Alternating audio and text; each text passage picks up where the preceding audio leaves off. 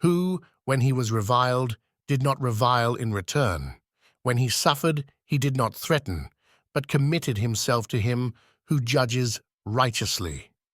This verse points directly to the attitude and actions of Christ during his unjust suffering. Jesus, though reviled and falsely accused, chose not to respond with anger, insults, or retaliation. His silence in the face of injustice was not weakness, but submission to the will of God. Isaiah chapter 53 verse 7 prophesies this, saying, "He was oppressed and he was afflicted, yet he opened not his mouth." Christ endured mockery, physical abuse, and rejection without responding in kind, demonstrating perfect trust in the sovereignty of God. When he was reviled, did not revile in return, speaks to the restraint and holiness of Christ. He had the authority and power to silence his accusers, yet he chose not to. This shows his commitment to fulfilling the Father's plan. Romans chapter 12, verse 21 commands believers, "Do not be overcome by evil, but overcome evil with good." Jesus lived this principle perfectly, refusing to allow evil to dictate his response. When he suffered, he did not threaten, further emphasizes his restraint.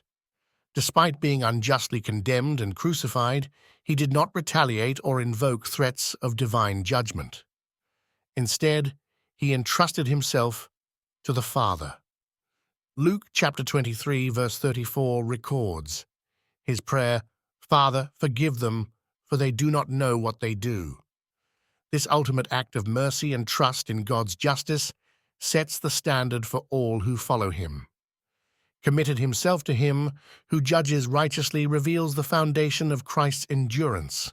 He entrusted his cause and his suffering to the righteous judgment of God. 1 Peter chapter 4, verse 19 calls believers to do the same.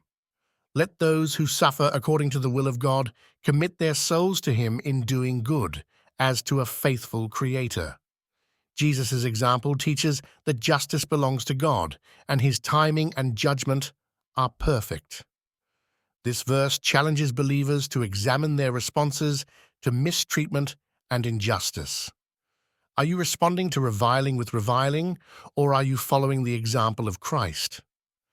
Romans chapter 12, verse 17 commands, "Repay no one evil for evil.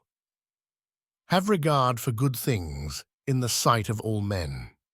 To retaliate or respond in anger is to act in opposition to Christ's example and to bring reproach upon his name. When you suffer, do you threaten or seek revenge, or do you trust God's justice? Hebrews chapter 10, verse 30 reminds us, "For we know him who said, 'Vengeance is mine, I will repay.'" Trusting God means relinquishing your desire for immediate vindication and submitting to his righteous judgment. Failure to do so reveals a lack of faith in his sovereignty.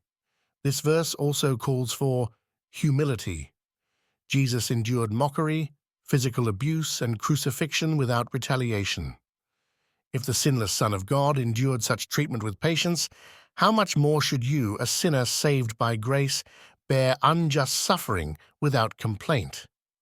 Philippians chapter 2, verses 5 through 8 commands believers to have the same mind as Christ, who humbled himself and became obedient to death, even the death of the cross. Enduring suffering with trust in God also serves as a powerful testimony.